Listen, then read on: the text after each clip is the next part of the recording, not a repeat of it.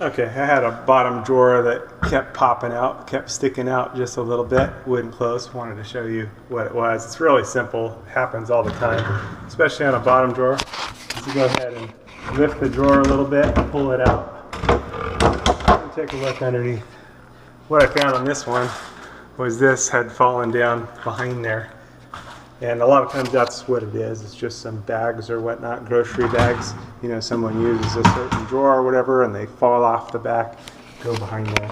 Yeah, first thing to check when you've got a bottom drawer that won't stay closed or just keeps popping out a little bit. It's a nice easy one, but it happens quite a bit. It's one of those things. A regular deal.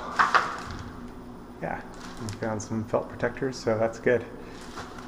All right. Good thing to check because also sometimes you find some useful stuff back there. Did you find anything good back there? What did you find?